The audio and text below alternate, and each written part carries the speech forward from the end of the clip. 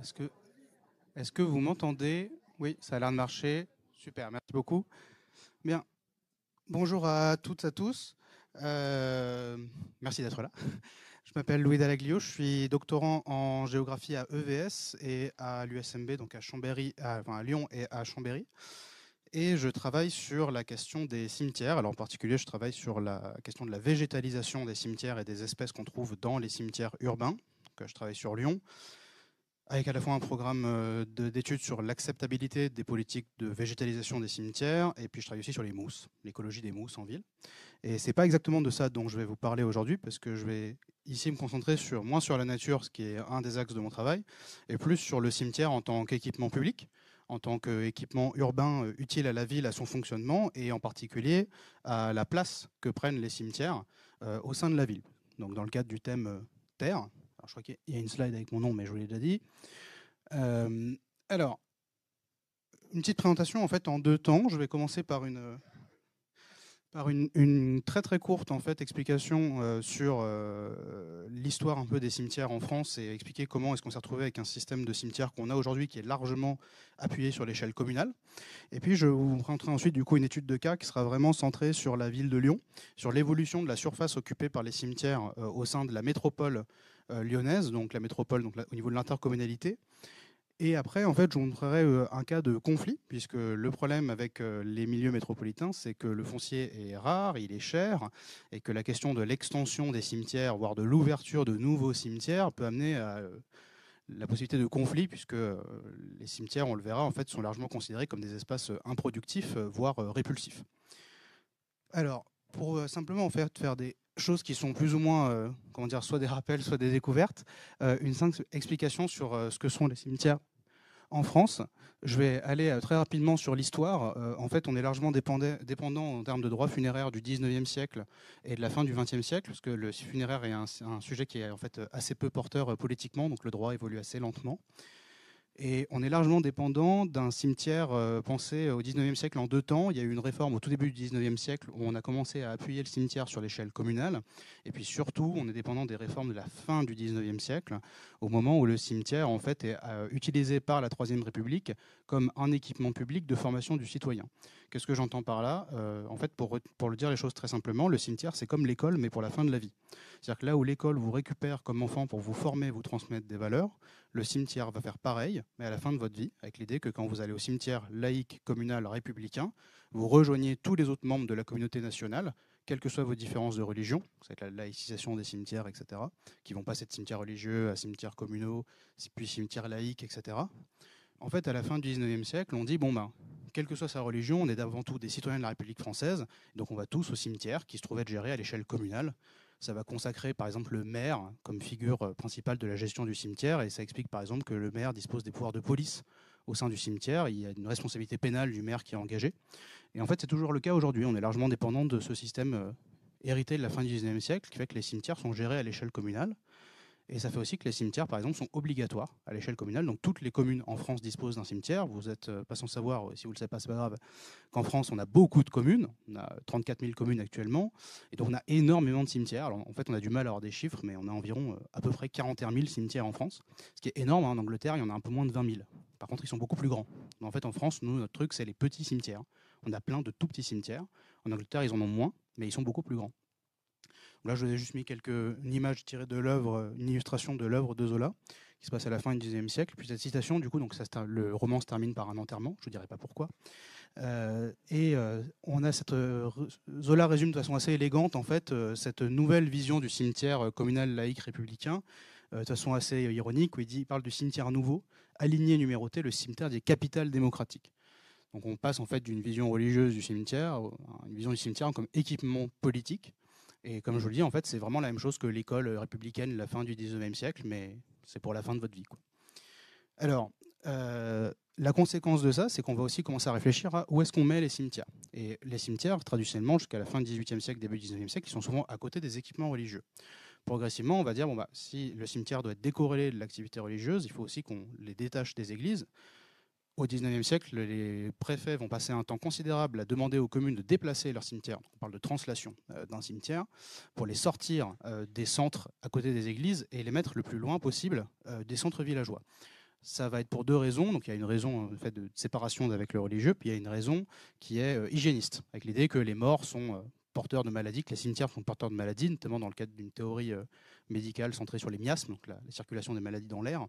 Et du coup, on va essayer d'éloigner les cimetières des centres. Et si on prend les communes de la métropole de Lyon, eh ben, ça a plutôt bien marché. Puisque si on regarde ce graphique, on voit, donc là, vous avez en fait le texte de loi tel qu'il existe toujours aujourd'hui, hein, le décret loi du 23 paréal en 12, tout début du 19e siècle, c'est une des premières réformes du droit funéraire en France, dont on est toujours dépendant. On nous dit concrètement, il faut faire des cimetières loin des habitations et de préférence des terrains exposés au nord et où il y aura des murs, où on mettra des arbres, mais il ne faut pas que ça gêne la circulation de l'air, etc. Si on prend les cimetières de la métropole de Lyon, ben on regarde qu'en effet, les cimetières sont en général en altitude, alors exposés au nord, je ne sais pas trop, mais on les a mis en général loin des centres, donc en général plutôt en haut des collines, avec des centres qui dans la métropole sont plutôt dans les fonds de vallée.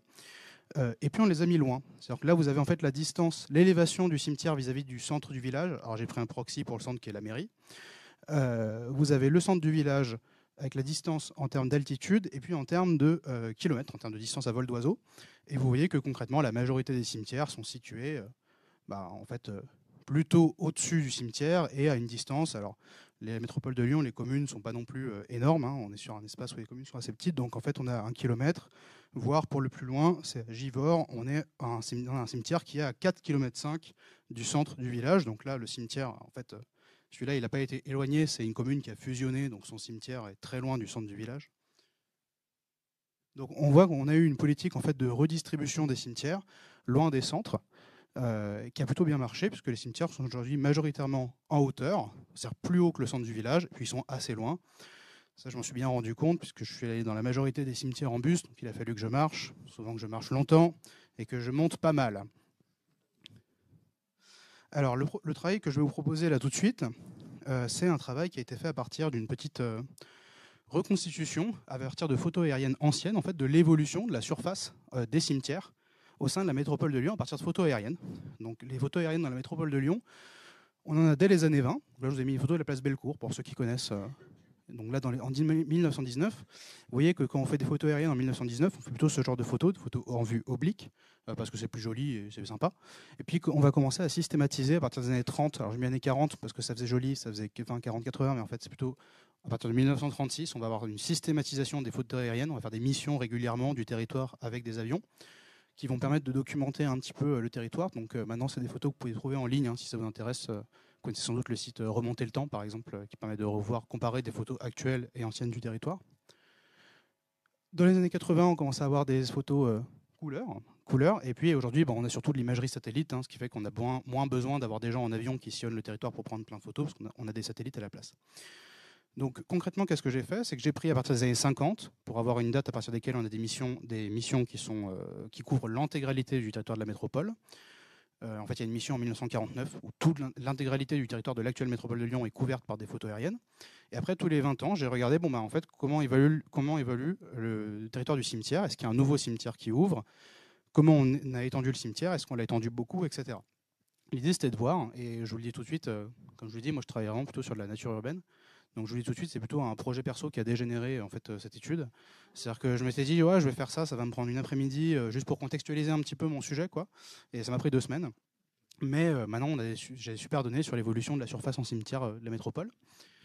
Et donc, sans plus attendre pour vous donner ces résultats, on a 64% de surface funéraire en plus depuis 1950. Alors, c'est moins que l'évolution totale de la métropole, qui a quasiment doublé en fait. Mais c'est quand même une extension qui est assez importante, puisqu'on ne pense pas forcément souvent au fait que les cimetières s'étendent. Et on ne pense pas souvent forcément au fait que les cimetières sont des objets spatiaux dynamiques, qui ont toujours encore aujourd'hui des politiques de rénovation, d'extension, etc. Au total, sur ces 64 nouveaux hectares qui sont apparus depuis 1950, en fait, on a à peu près 50-50, un peu plus d'extension de l'existant que de nouveaux cimetières, mais on est quasiment à 50-50. On a des extensions, donc des cimetières où on a pris la surface ancienne du cimetière, on a cassé un mur et puis on l'a étendu. Et puis on a des cimetières qu'on a créés ex nihilo. Donc là, je vous ai mis une photo, par exemple. J'espère qu'on verra mieux sur les autres, parce qu'il y aura un peu plus de choses à voir. Là, on est à Fontaine-Saint-Martin, dans le Val-de-Saône. Vous avez le cimetière ancien qui était ici. Donc en fait, là, on le voit mal, mais on est en haut de la montée de la Sarah, qui est une très très grande montée. Et vous avez ici, vous êtes en 1950, pas mal de champs. Vous êtes vraiment en marge du village. Et puis aujourd'hui, vous avez le cimetière ancien qui est toujours là, vous avez un cimetière nouveau qui a été créé ici. Vous voyez ici qu'il est quand même relativement vide, hein. Il y a encore pas mal de capacité dans le cimetière de Fontaine-Saint-Martin, le nouveau cimetière. Et puis par contre, et on va en reparler en fait très vite, vous voyez qu'ici, il y a quand même beaucoup de choses qui sont construites depuis 1950 à Fontaine-Saint-Martin. Ça, c'est une zone pavillonnaire qui s'appelle le Belvédère, qui est une énorme zone pavillonnaire, il y a genre 200 pavillons. Et vous voyez que le cimetière ancien est maintenant complètement bordé par une zone pavillonnaire, là où en 1950, on était vraiment dans une grande marge du village. Si je dois même vous raconter une anecdote rigolote, je ne sais pas si je dirais ça que c'est rigolo, mais le cimetière de Fontaine-Saint-Martin est là, et le cimetière de Fontaine-sur-Saône, on ne le voit pas, mais juste là. En fait, il y a souvent ce que j'appelle des cimetières jumeaux, c'est-à-dire que les communes, on leur a dit, il faut que vous mettiez les cimetières loin du centre. Donc en général, les communes, elles ont dit, bon bah, c'est où que c'est loin, que c'est pas facile d'accès et qu'il n'y a pas grand-chose. Et souvent, du coup, les deux communes qui sont à côté, elles ont eu la même conclusion, c'est que ça va être en haut de la colline, là où il n'y a pas grand monde. Et du coup, vous avez pas mal de communes, au moins 3 sur la métropole de Lyon. La métropole de Lyon, il y a 59 communes. Pas mal de communes qui ont leur cimetière juste à côté. Parce qu'en fait, à ce moment-là, on a dit, bon, faut le mettre loin des centres, donc on va mettre au même endroit. Et vous avez des cimetières qui se font quasiment face parfois. Depuis le cimetière de Saint-Martin, on voit celui de Fontaine-sur-Saône. Sacrée ambiance. Alors, si on fait cette reconstitution de la surface des cimetières, en fait, on a 3 phases dans cette évolution. Jusque dans les années 80, on a surtout de l'extension de l'existant. Vous avez des cimetières anciens qui datent le plus souvent de la fin du 19e siècle, qu'on va étendre progressivement. Et notamment, on est sur une zone en fait, qui va avoir une grande extension en fonction des communes, une grande augmentation de population en fonction des communes. Alors, il faudra le temps que ça se répercute, hein, évidemment, en termes de décès. Mais vous avez surtout des vieux cimetières qu'on va étendre autant qu'on peut. 2 tiers des extensions sur les décennies 50-80, c'est des anciens cimetières qu'on étend. À partir de 1980, on a un nouveau truc qui apparaît et qui est assez important, c'est les cimetières intercommunaux. Puisqu'il est possible maintenant d'avoir des cimetières qui sont gérés au niveau de l'intercommunalité. Donc, quel que soit qui que vous soyez, si vous êtes sur le territoire de la métropole de Lyon, que vous décédez, vous pouvez être enterré dans un cimetière intercommunal. Il y en a 2 actuellement. Et ça, c'est des trucs qui sont créés dans les années 80 dans une perspective un peu stratégique. On commence à faire des calculs sur l'évolution probable en termes de besoins, en termes de surface de cimetière. On dit que ce serait bien qu'on ait des gros cimetières, on puisse amortir les futurs besoins en termes de surface. Donc là, je vous ai mis par exemple ce truc-là. Je l'ai mis parce qu'en fait, juste là, c'est l'université Lyon 2. S'il y en a qui connaissent, qui sont lyonnais, etc. Eh ben, vous ne le savez peut-être pas, mais juste derrière l'université Lyon 2, le campus de Bron, il y a un énorme cimetière intercommunal. Le cimetière intercommunal de Bron, alors c'est assez joli, je ne sais pas si on voit bien, mais c'est des clairières en fait. C'est organisé sous forme de clairières, c'est plutôt pas mal. Mais dans les années 80, on commence à dire, OK, il faut qu'on pense stratégiquement nos besoins en termes d'espace funéraire au niveau de l'intercommunalité. Donc on va ouvrir ces grands cimetières. Vous voyez que c'est 2 tiers des nouvelles surfaces, c'est des nouveaux cimetières qui sont souvent situés en marge. Et un peu comme au 19e siècle, on dit, OK, c'est où que c'est pas intéressant, et ben, on va les mettre près des autoroutes. Là, vous avez l'autoroute qui est juste là. Donc quand vous êtes enterré là, vous avez une très belle vue sur l'autoroute. C'est aussi le cas de l'autre cimetière intercommunal, celui de Rieux, qui est en pleine zone d'activité. Il est vraiment coincé entre un Castorama et je sais plus, c'est un Brico-Dépôt, je sais pas trop quoi. Donc on va plutôt viser des endroits un peu en périphérie qui vont servir à construire des énormes équipements. Et puis de façon très récente, on en reparlera un petit peu, mais l'évolution des pratiques rituelles, on a aujourd'hui environ 35% des décès qui mènent à une crémation. Ça va amener à une évolution de la loi en 2008 qui va dire il nous faut des endroits dans les cimetières pour disperser les cendres, ce qu'on appelle les jardins du souvenir. Et ça, du coup, ça va faire, vous voyez, 5 hectares, c'est pas énorme, mais on va faire parfois des petites extensions juste pour faire un petit jardin du souvenir. Et j'en parlerai pas, voilà, mais j'ai fait un autre travail. Les jardins du souvenir, parfois, c'est des dispositifs assez importants. Et parfois, c'est vraiment une petite pierre dans un coin avec un puits pour les cendres. Donc ça peut être pas très ambitieux, mais certains cimetières ont vraiment fait des extensions pour faire parfois des aménagements assez conséquents pour ces choses-là. Donc on a eu ces 3 phases-là, et ça a amené en fait à des problématiques plus ou moins marquées selon les communes. C'est-à-dire, comme je vous le disais, la métropole de Lyon, il y a eu un doublement de la population, et notamment dans les périphéries autour de Lyon et de ses communes immédiates que sont Vaux-en-Velin, Villeurbanne, etc. Certaines communes, elles sont surtout, on va dire, urbanisées dans une perspective d'habitat résidentiel, et ça peut avoir donné des situations assez rigolotes. Là, on va à Mions, on est dans le sud-est de Lyon. Donc là, on est en 1945, vous voyez, je vous ai entouré en orange et en rouge. En rouge, vous avez l'ancien cimetière ancien de Mions, c'est-à-dire vraiment la partie la plus ancienne du cimetière. Là, on est au nord du centre de Mions. Vous voyez qu'il y a une partie ancienne qui est assez remplie. Puis il y a une partie où on voit bien les carrés, c'est parce qu'il n'y a pas encore beaucoup de tombes, c'est pas encore très rempli. Ensuite, en 1972, qu'est-ce qu'ils ont fait ? Ils ont commencé à rajouter une nouvelle partie pour le cimetière. Ils anticipent un petit peu les besoins. Là, on a vraiment la partie ancienne, la partie ancienne qui a été rajoutée qui commence à se remplir. Là, on voit, ils ont 4 lignes, c'est bon, il y a quand même de la place, on peut voir venir. Seulement que ça commence ensuite à construire. Vous voyez que déjà, les champs qu'il y avait en 45, bon, bah, ça commence à légèrement construire autour. Ensuite, on arrive en 92. Bon, voilà, on voit que c'est quand même carrément bien construit autour. Hein. C'est-à-dire qu'il n'y a plus vraiment beaucoup de possibilités pour s'étendre au niveau du cimetière de Mions. Seulement que les gens ils continuent à mourir, malheureusement. Et il va bien falloir trouver de la place. Et ça donne des choses assez rigolotes, comme ça, par exemple, avec en fait le cimetière de Mions qui va s'étendre un peu en serpentant entre les pavillons. C'est-à-dire que là, actuellement, vous avez la rue, là, vous avez 2 baraques, et vous avez le cimetière qui fait un petit... ça. Alors, je vous ai mis la visualisation Google Maps. Je n'ai pas réussi à prendre de photos depuis chez les gens. Alors, je vous rassure, je suis dégoûté, je n'ai pas réussi à trouver d'informations sur le prix de vente de la maison. Mais il y a des papiers, rassurez-vous, qui montrent que les cimetières n'ont pas un effet négatif sur les prix de vente de l'immobilier. Globalement, c'est assez neutre. En fait, il y a des gens qui n'achèteront pas de maison à proximité de cimetière, mais ceux qui acceptent de le faire ne sont pas particulièrement exigeants. C'est-à-dire qu'il y a des gens qui sont juste indifférents au fait d'acheter près d'un cimetière, et il y a des gens qui n'achèteront juste jamais. Ce que j'ai aussi pu voir quand moi je travaille beaucoup avec les jardiniers, et il y a des jardiniers qui se plaisent beaucoup dans les cimetières parce qu'au moins on est plutôt au calme, et il y a d'autres qui ne veulent pas y mettre les pieds. Donc concrètement, quand on est dans un territoire comme la métropole de Lyon, les cimetières ils se retrouvent vite en concurrence avec le pavillonnaire, principalement le pavillonnaire, parce que c'est surtout l'urbanisation qui se fait à dominante résidentielle lâche, individuelle, désordonnée ou lâche. Et du coup, ça peut mener à des petits conflits. C'est ce qui s'est passé à la commune de Charly, dans la métropole de Lyon.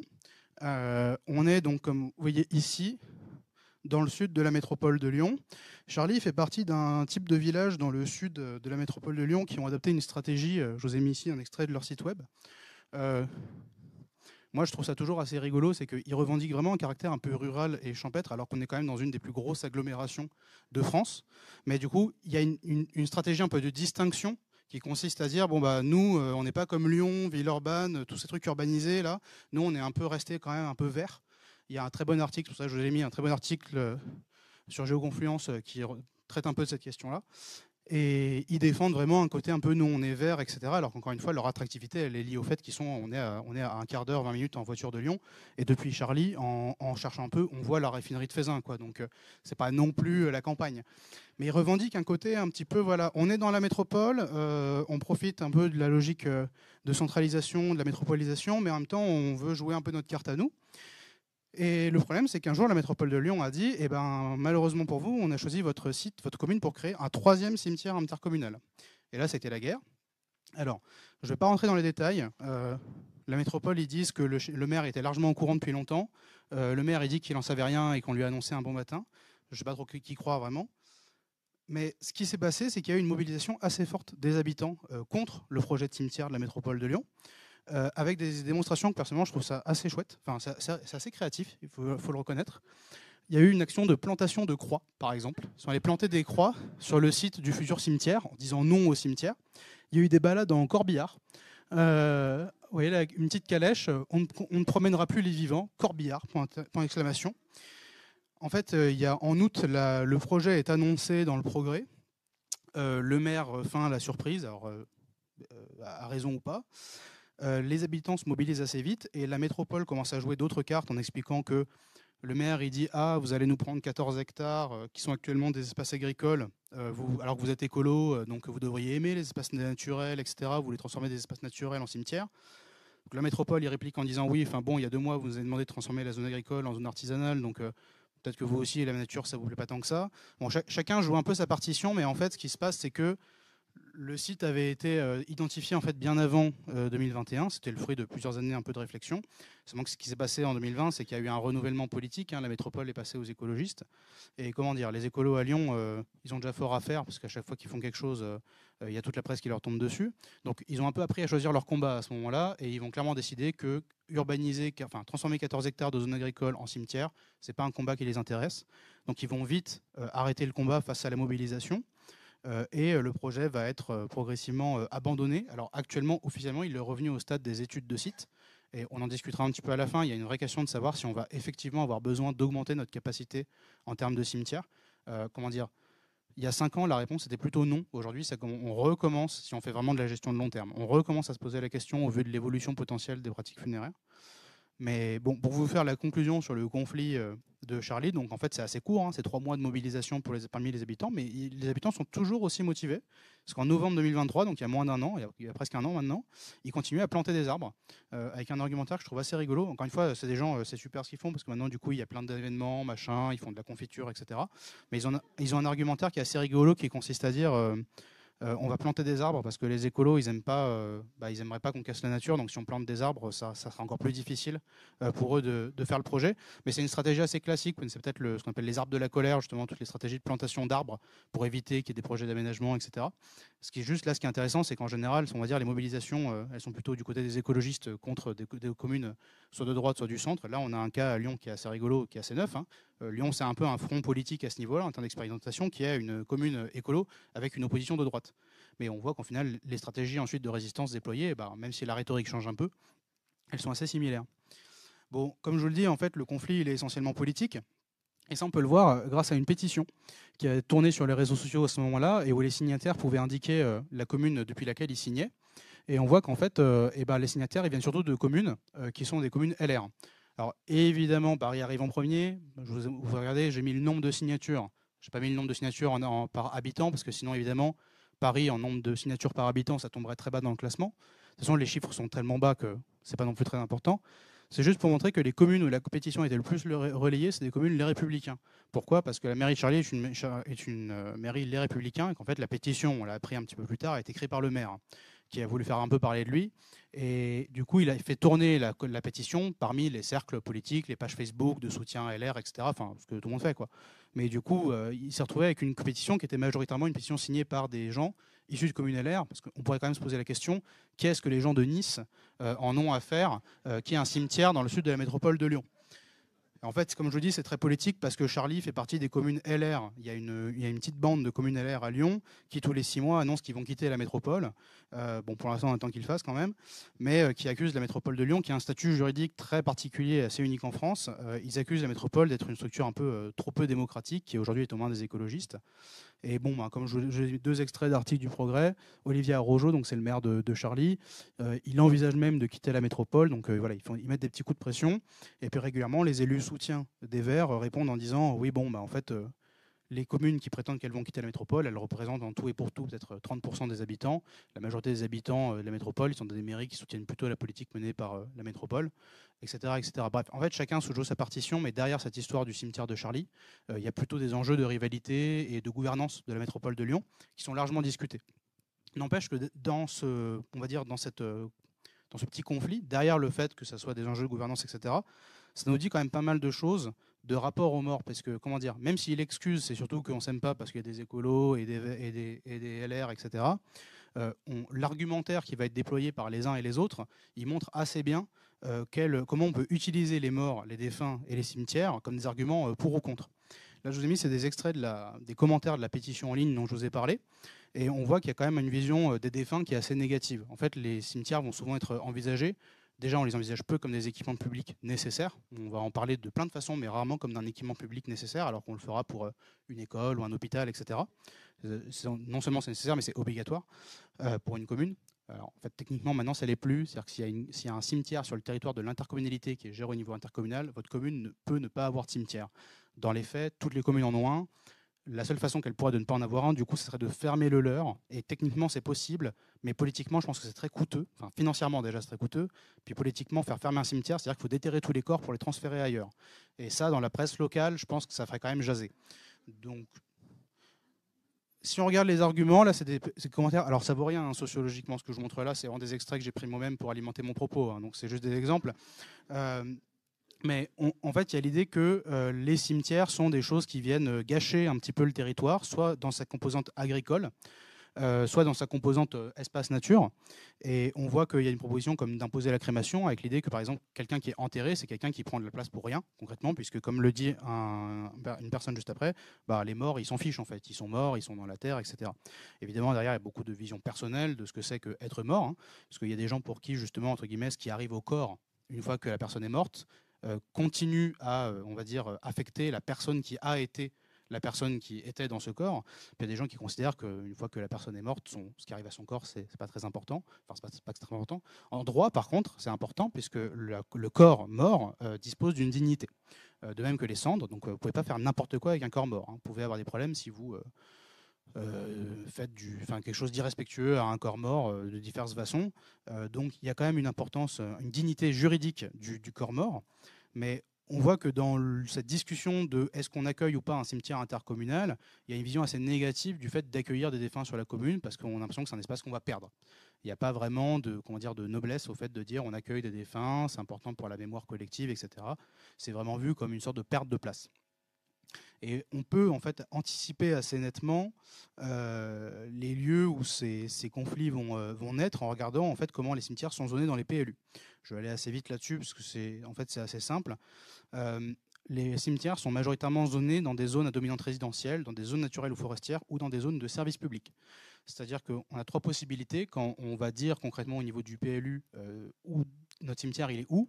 Il est soit dans des zones qu'on prévoit en fait d'urbaniser avec des habitats résidentiels. Donc ça, c'est surtout des cimetières en fait dans lesquels les cimetières ont été zonés là-dedans parce qu'ils étaient déjà là.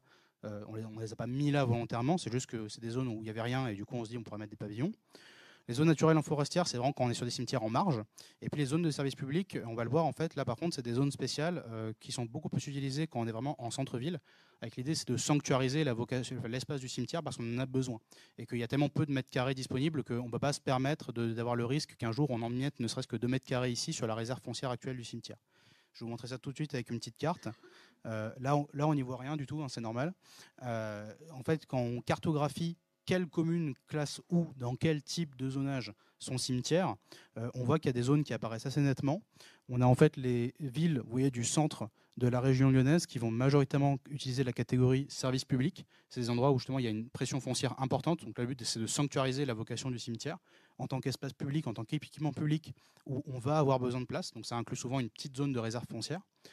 On va avoir les zones plutôt de la périphérie de l'ouest et de l'est, donc dans la plaine de Lyon et dans les monts du Lyonnais, où là, par contre, il y a une dynamique quand même d'urbanisation résidentielle qui est très forte, et où là, c'est là qu'on va avoir des conflits, parce qu'on va avoir des cimetières qui sont en fait inclus dans des zones où on prévoit de construire du pavillonnaire, pas parce qu'on aime qu'ils soient là, au contraire, en fait, ça nous embête qu'ils soient là, c'est juste que concrètement, c'est l'endroit où il reste de la place, c'est là où on avait mis le cimetière il y a une centaine d'années, le cimetière, il est toujours là, mais maintenant, on commence à se dire que ces espaces qui, il y a une centaine d'années, étaient considérés comme des marges de la commune, bah maintenant, ils pourraient peut-être être urbanisés. Et puis, on a les Monts d'Or, alors qu'il y a une zone un peu particulière, où là, par contre, on fait beaucoup plus de protection forestière, parce qu'il y a toute une image un peu nature, etc. Donc là, il y a plutôt un zonage où on va dire les cimetières, ils peuvent être à côté de la forêt, il y a un petit charme, etc. Et l'urbanisation résidentielle est beaucoup plus contrôlée pour tout un tas de raisons, notamment justement un peu de distinction de la population et de sélection de la population dans les Monts d'Or, comparé aux communes de l'Ouest et de l'Est, où là, il y a plutôt une dynamique d'accueil de population. Alors pour terminer, on a parlé pas mal de la place que prennent les cimetières en tant qu'équipement public, mais on peut aussi poser la question, et j'ouvrirai un peu là-dessus, de la place dans les cimetières, puisque la raison pour laquelle les cimetières prennent de la place, c'est qu'on enterre les gens. Comme je vous le dis, c'est 2/3 encore aujourd'hui des décès qui mènent à une inhumation. Et en 1980, la crémation, c'était 1% des décès. Donc ça s'est vraiment développé très, très rapidement et assez massivement. Aujourd'hui, on est plutôt, voilà, comme je disais, à 35%. Et du coup, ça a beaucoup allégé la demande en place, parce qu'en fait, quand on est incinéré, il y a trois possibilités. On peut être dispersé dans le cimetière, donc dans un jardin du souvenir. On peut être mis dans une urne et placé dans le cimetière, dans soit des équipements qu'on appelle des columbariums, soit dans une tombe. Ou on peut être, où il y a d'autres dispositifs comme les cavernes, par exemple, qui sont des petites tombes spécifiquement pour les urnes. Où on peut être dispersé en pleine nature. Ça, pour le coup, était une grande nouveauté. Il y a les travaux d'Arnaud Escar qui expliquent ça assez bien, puisque en 2008, on a permis aux gens légalement d'être dispersés en pleine nature. C'était la première fois en 100 ans qu'on avait légalement le droit, hormis cas très particulier, d'échapper au cimetière républicain légalement. C'est-à-dire qu'avant, en fait, la destination du cimetière, c'était le cimetière républicain, tout le monde y va. Aujourd'hui, on peut être ailleurs que dans un cimetière légalement. Avant, il fallait une autorisation du préfet. C'était réservé surtout pour les communautés religieuses et les grandes familles. Enfin, voilà. Néanmoins, on peut quand même aujourd'hui se poser la question, on observe la crémation est toujours en augmentation, mais il y a quand même un ralentissement du développement de la crémation, et on commence à l'inverse à voir l'apparition de débats sur la question de pratiques comme l'humusation, la terramation, transformation en compost. On a aussi beaucoup de gens qui veulent aller vers des carrés écologiques, voire des cimetières écologiques, avec l'idée qu'on aimerait être enterré dans la terre directement. Il y a toute une thématique justement du retour à la terre, de l'utilité du corps mort qui va se décomposer pour nourrir la nature, etc.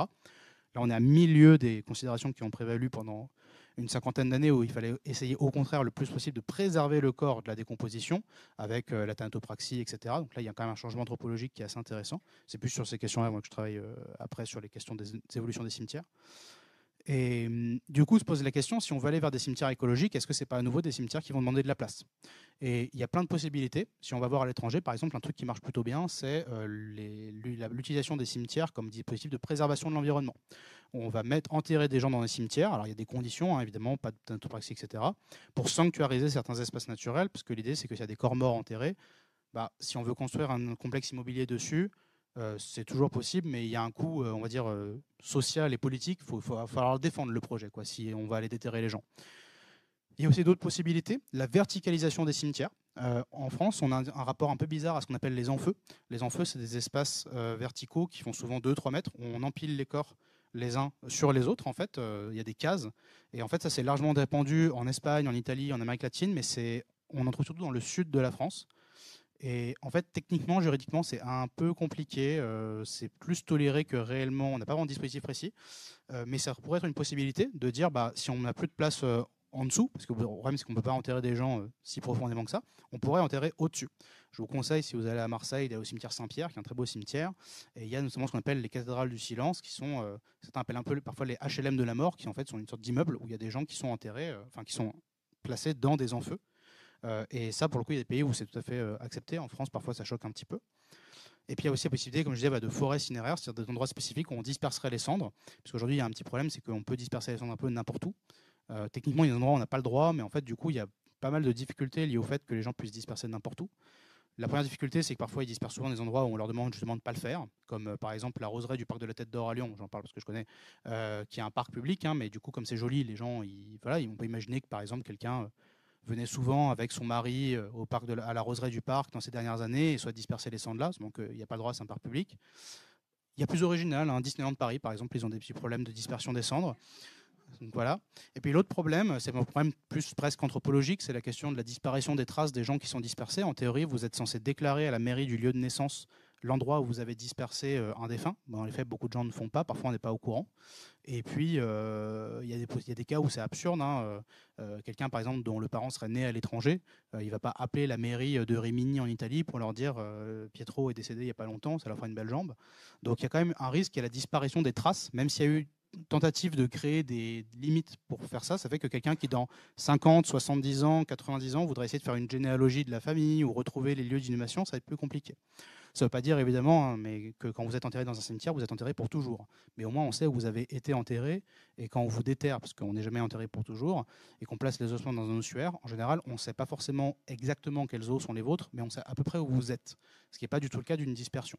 Il y a beaucoup de gens qui sont dispersés, par exemple, par leur mari ou leur femme, leur veuve, et la personne décède ensuite conséquemment, et après, on ne sait pas forcément où la personne était dispersée, etc. Donc il y a un enjeu plus social, un jeu de mémoire, etc. Voilà pour cette présentation. Merci beaucoup. J'espère que ça vous a plu.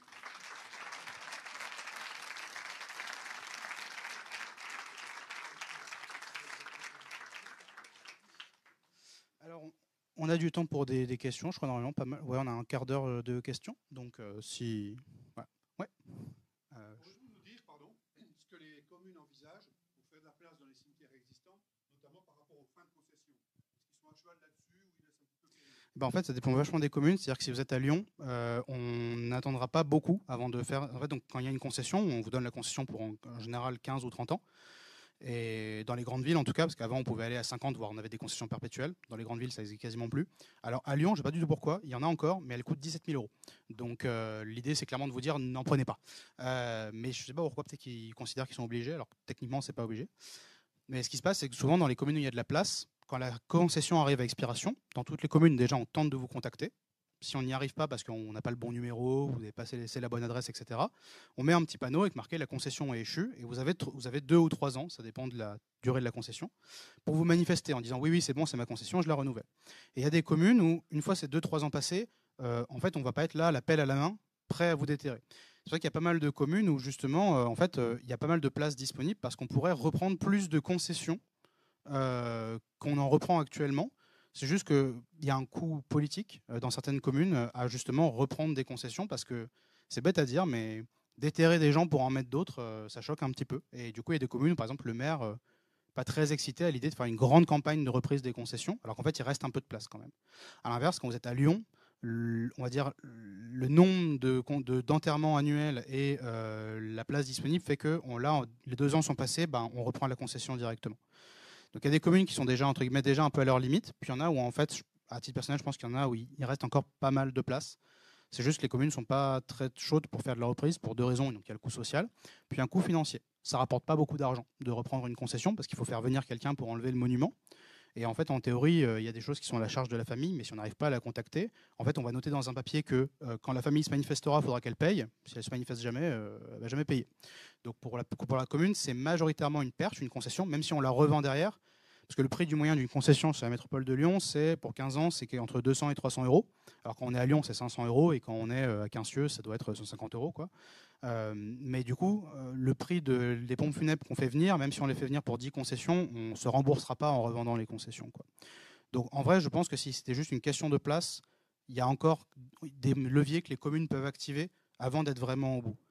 Mais il y a un coût financier, il y a un coût politique. Le seul cas que j'ai vu de commune qui n'a pas perdu d'argent en revendant des concessions, c'était sur un cimetière exceptionnel, c'était le cimetière marin de Sète, où là, en fait, les concessions peuvent être revendues beaucoup plus cher, et où là, en fait, eux, ils ont même fait des bénéfices qu'ils ont évidemment, ils sont pas idiots non plus, ils les ont tout de suite utilisés pour rénover le cimetière, notamment refaire certaines allées, etc. Donc, ils se sont pas fait des milliers et des cents, hein, mais c'est un cimetière exceptionnel, quoi. Pour le cimetière de Fontaine-Saint-Martin, ils vont pas se faire d'argent s'ils font une grande campagne de reprise des concessions, quoi.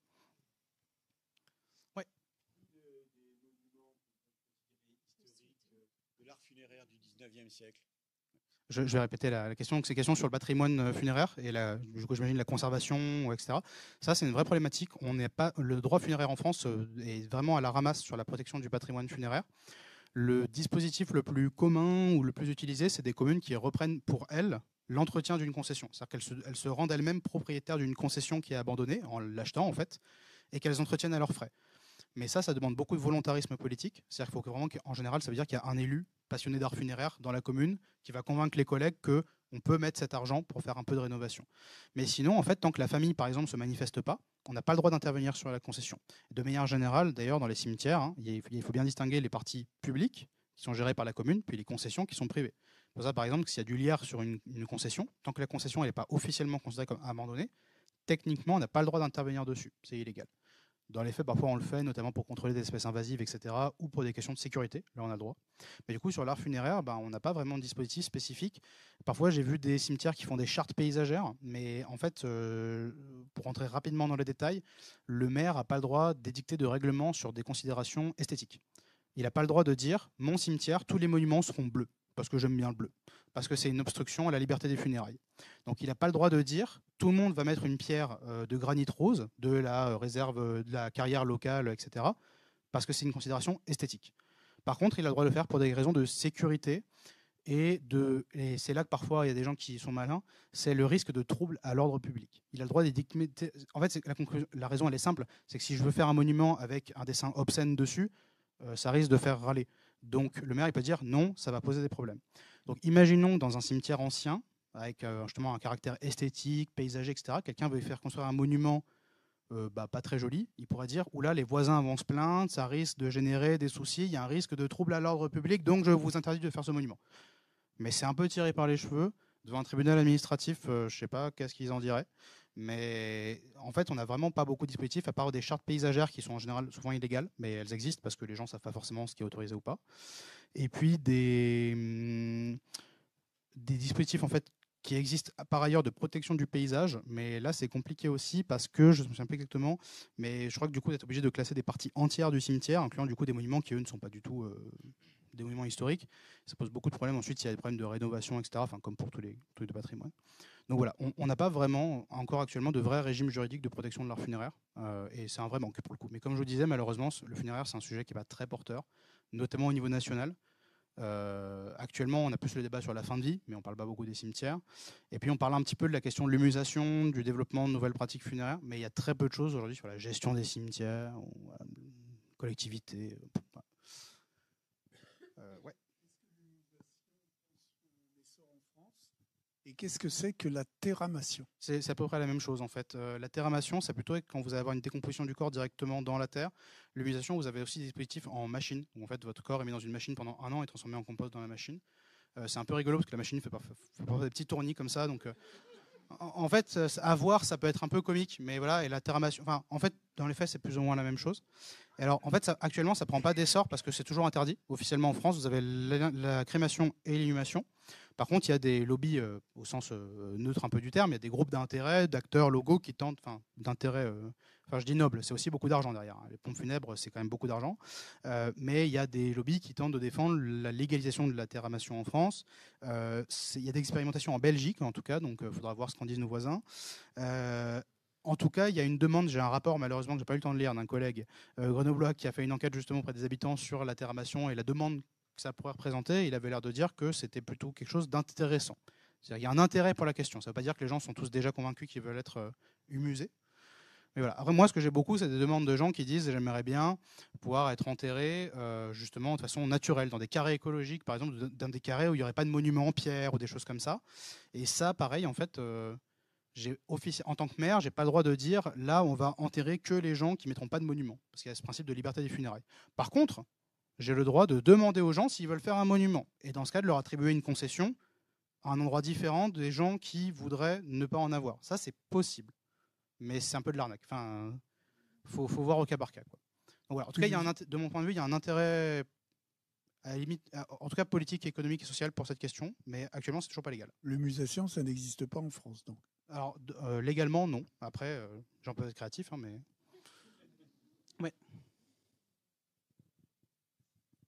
Bonsoir. Il y a au moins une métropole qui a fait face à un manque d'espace pour ses morts, c'est Paris, qui a donc exporté ses cimetières. Est-ce qu'on a d'autres exemples ou est-ce que c'est quelque chose qui est étudié, cette sorte de réciprocité? En fait, la métropole va un peu exporter ses morts dans d'autres communes. Alors, j'ai pas d'autres exemples à vous offrir que Lyon. Après, je pense que ça doit être une thématique dans plus ou moins toutes les grandes métropoles, parce que les cimetières intercommunaux, justement, ça a été une des réponses. En fait, il faut bien se dire que dans les années 80, la crémation n'existe pas, de façon très marginale. Et tout ce qu'on voit, je vous fais la version courte, jusque dans les années 60, la manière principale dont vous êtes enterré en France, c'est en terrain général. C'est-à-dire que c'est des concessions de 5 ans qui sont gratuites et vous avez un monument qui va être enlevé, qui doit être enlevable. En fait, c'est bête à dire, mais je dis toujours, c'est comme les voitures. Il y a eu un moment où les voitures, c'était un truc réservé, les voitures, là, au sens vraiment des carrosses, puis aussi puis des premières voitures, quelque chose qui était réservé quand même à une certaine classe sociale. Et ben, les concessions permanentes de 15, 30, 50, voire perpétuelles, c'était vraiment réservé à une classe sociale bien particulière, qui était plutôt une classe sociale aisée. La majorité des gens étaient enterrés pour 5 ans, puis leurs ossements étaient enlevés et transférés dans un ossuaire. À partir des années 60, c'est pareil pour les voitures comme pour les cimetières. Tout le monde commence à avoir sa voiture et tout le monde commence à avoir sa concession au cimetière. Alors on ne peut pas acheter un monument en pierre parce que ça coûte très cher. Qu'à cela tienne, on va chercher du granit. Donc tout le monde n'aura pas une Rolls-Royce, mais on aura une jolie Renault. Et ben, tout le monde n'aura pas un beau monument en pierre de Comblanchien. Par contre, tout le monde aura un petit monument en granit. C'est plus facile à nettoyer. Donc il y a eu progressivement en fait un moment où les cimetières, le problème principal, c'est que juste qu'il y avait un renouvellement régulier des gens, il fallait régulièrement les déterrer, les enlever. D'un coup, on s'est dit, en fait, là, on va avoir de plus en plus de gens qui vont être enterrés pas pour 5 ans, mais pour 15, 30, 50 ans. Et on a commencé à se dire, mais si tout le monde est enterré pour 50 ans, il va falloir que les cimetières s'étendent à perte de vue. Et les années 80, c'est le moment où on n'a pas encore la crémation qui va partiellement répondre à ce problème.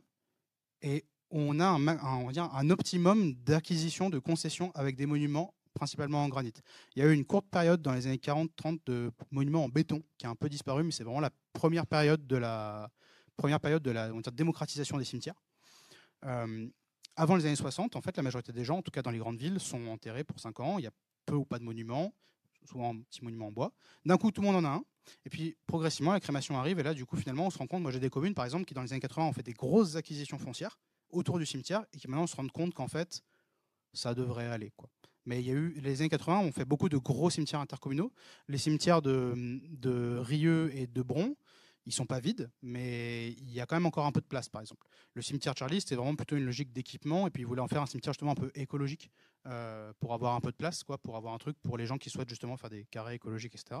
C'est vrai qu'ils ne mentaient pas entièrement quand ils disaient non mais on va construire un cimetière, mais ça restera vert, quoi. C'était pas entièrement non plus faux, même si quand vous construisez un cimetière, c'est quand même de l'urbanisation.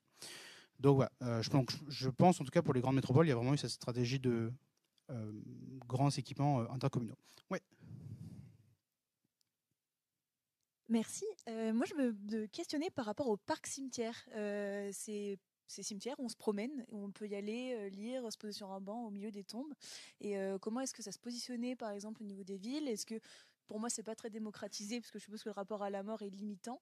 Mais voilà, j'aurais aimé avoir votre retour sur ces installations. Alors en fait, on n'a pas de statut spécifique qui serait celui des parcs cimetières. On a des cimetières et on a des parcs. Les parcs cimetières, c'est simplement des cimetières qui disposent, on va dire, d'un certain aménagement qui favorise la déambulation, etc. Le problème en France, c'est qu'on est vraiment héritier d'une tradition très, comment dire, d'un rapport au cimetière où on vient au cimetière pour se recueillir. C'est la première disposition. Et quand j'ai fait un gros travail de collecte et d'analyse de règlement intérieur de cimetière, et il y a des choses qui sont systématiques, comme l'interdiction de boire, l'interdiction de manger, l'interdiction de fumer, l'interdiction d'écouter de la musique, l'interdiction parfois de rire, de chanter, hors oraison funèbre, etc., etc. Donc c'est vraiment des espaces où traditionnellement on ne vient pas pour faire autre chose que se recueillir. Et c'est juste qu'à partir des années 80, notamment en s'inspirant de pays comme l'Allemagne, pays comme l'Angleterre, on va commencer à dire bah, c'est finalement dommage qu'on ne puisse pas aller faire plus que ça. Et du coup, on va avoir des cimetières qu'on va appeler des cimetières-parcs. Hein. C'était un peu l'ambition du parc métropole, du parc de Bron que je vous ai montré tout à l'heure, qui était là. Où vous voyez, l'idée c'est d'avoir des jolies clairières, mais dans les faits, bon, malheureusement, comme il est construit entre la fac et l'autoroute, on ne va pas vraiment s'y balader. Mais donc, en fait, les cimetières-parcs, c'est juste des cimetières qu'on a essayé d'aménager comme des parcs. La première résistance, elle est quand même, de mon point de vue, juridique, avec des règlements intérieurs qui ne suivent pas forcément. Et puis elle est culturelle, avec des gens qui sont choqués dès que quelqu'un vient dans un cimetière faire autre chose que ça. Moi, j'ai fait une enquête auprès des habitants à Lyon sur le cimetière de la Guillotière, qui se trouve être un cimetière traversant, où il y a beaucoup de gens qui traversent le cimetière pour se rendre notamment à un arrêt de tram qui est juste à côté. Et il y a beaucoup d'usagers du cimetière qui sont juste choqués à l'idée de voir des gens traverser le cimetière, qui disent ils n'ont pas à être là, même si c'est pour se traverser. Alors parfois il y en a qui traversent en vélo, donc là ça choque un peu plus. Mais encore on pourrait dire pourquoi pas. Bon, hein. Mais il y a simplement le fait que quelqu'un soit dans un cimetière pour ne pas se recueillir, c'est quelque chose qui peut choquer. Avec l'idée que, entre guillemets, quand on est en deuil, on a un peu envie que le monde entier participe à notre deuil et on est choqué de voir juste quelqu'un avec ses écouteurs en train de traverser pour aller au boulot, quoi. Donc, après, c'est quelque chose qui se demande de plus en plus. Et de fait, à Lyon, justement, la ville de Lyon, comme toutes les grandes villes, serait assez, je pense, intéressée pour avoir des cimetières un peu plus verts. Il n'y a pas le choix parce qu'on peut utiliser de pesticides, donc ils vont se verdir quoi qu'il arrive. Mais surtout parce que ça pourrait faire des parcs en plus et que quand on est à Lyon, à Bordeaux, Marseille, les mètres carrés de parcs, ils sont rares. Donc voilà. Mais il y a quand même des limites, et principalement juridiques, parce qu'il y a question de responsabilité, etc. Mais il y a une vraie demande, je pense, aujourd'hui pour des cimetières plus verts où on pourra faire autre chose que se recueillir. Après, il faut du temps et puis c'est un vrai débat politique, quoi. Je pense que ça va être une dernière question. Ouais, toute dernière question. Ouais. J'avais un peu la même question et je suis frappée parce que pour des raisons familiales, je suis amenée à fréquenter le cimetière parisien de Bagneux, qui est un cimetière magnifique avec plein d'arbres, où il y a des gens qui se baladent avec des enfants. Hein. C'est vraiment un lieu de promenade et un poumon vert en fait. Et des petits cimetières du centre de la France qui sont très minérales. Oui. Il n'y a pas un arbre, c'est terrifiant. Et ils sont pas enherbés, les allées sont encore en gravier. Et je me demandais simplement si on avait le droit de planter des arbres dans les cimetières. Alors, les communes ont le droit, et même elles ont, je crois, une obligation de planter quelques trucs, même, je ne sais plus exactement comment c'est formulé, mais c'est un truc assez flou. En fait, la résistance, elle est principalement un peu technique déjà, parce que, par exemple, je prends l'exemple des arbres, mais l'herbe a son propre souci, mais le problème de l'herbe, par exemple, qui est un vrai problème qui se pose aujourd'hui, parce qu'on végétalise beaucoup les cimetières, pour des raisons culturelles, aussi parce qu'on n'a plus le droit d'utiliser des pesticides et aussi parce qu'on réfléchit beaucoup à libérer les sols du bitume pour que l'eau puisse s'infiltrer pour éviter de surcharger les réseaux d'adduction d'eau, les réseaux de gestion de l'eau. Et donc l'herbe, il y a ses propres soucis parce qu'après, du coup, il y a des problèmes de circulation pour les personnes en fauteuil roulant. Pour les arbres, le problème, c'est que les feuilles, elles tombent sur les tombes et qu'après, les gens se plaignent. Car en fait, le problème des cimetières, c'est qu'en été, l'herbe pousse et qu'en automne, les feuilles, elles tombent. Et c'est un vrai problème parce qu'en fait, si vous gérez vous-même une concession, il faut enlever les feuilles régulièrement. Et puis, il y a tout un ensemble de gens dont la vision de la pratique funéraire inclut une notion très forte de propreté du monument qui vaut pour... il y a l'idée qu'en fait, entretenir un monument, c'est entretenir la mémoire du défunt, entretenir votre lien avec le défunt. Et du coup, quand le monument est sale, c'est comme si votre défunt était, dans une certaine mesure, sali. Et du coup, c'est des gens qui sont très très hostiles à toute forme de végétalisation parce qu'ils voient ça comme une forme d'insulte en fait à la mémoire de leur défunt. Et il faut être, c'est une position qui s'entend en fait. Après, c'est juste qu'on touche à des choses qui relèvent du culturel. qui relève pour beaucoup de gens aussi du religieux, et où du coup la discussion calme et apaisée devient tout de suite très difficile. Mais il y a des religions dans lesquelles la végétalisation, par exemple, des monuments est très bien vue. En islam, par exemple, il y a notamment théoriquement une interdiction du monument en pierre. En fait, il y a plein de gens qui en ont, parce que, comment dire, en islam, contrairement au catholicisme, où il y a une autorité papale qui peut dire ça on est ok, ça on n'est pas. Par exemple, la crémation, à partir des années 60, a été autorisée par l'Église catholique, alors qu'avant, ce n'était pas le cas. Ce qui explique aussi le développement de la crémation. Maintenant, ils sont un peu revenus dessus, ils disent oui, mais pas trop quand même. En islam, il y a beaucoup plus une logique d'interprétation locale avec des imams qui vont dire à leur communauté le monument c'est ok, et puis en fait dans la commune d'à côté ils vont dire moi j'ai relu et je suis pas sûr, les hadiths ils disent pas ça. Donc il y a des communes où il y a des monuments sur les tombes des musulmanes, puis il y en a où c'est vraiment des carrés naturels, quoi. Donc, on est, de mon point de vue, à une époque de vrai changement du regard justement sur cette propreté, avec par exemple des gens pour qui, à une époque, avoir un corps qu'on avait embaumé avec un monument impec qu'on nettoyait à la javel tous les 2 jours, c'était vraiment le summum du respect pour le défunt. On a aujourd'hui des gens qui vont dire, mais en fait, l'idée que le corps de mon mari, là, il y a des pesticides qui percolent dedans, et c'est chimique, c'est pas naturel, etc., c'est beaucoup plus insultant. Là, il y a une notion de pollution en fait du corps du défunt. Et au contraire, la terre, même sans cercueil, idéalement, alors c'est pas légal d'être enterré sans cercueil en France, mais la terre sans cercueil serait au contraire gage de pureté, de nature, etc. Donc c'est des évolutions après qui se font sur un temps long, qui sont le reflet évidemment de l'évolution d'un rapport à l'environnement, d'un rapport à la modernité industrielle aussi, aux produits chimiques, etc. Je vais vous laisser peut-être venir après directement si vous avez d'autres questions. Je pense qu'on est à la fin du temps. Je vous remercie pour votre présence.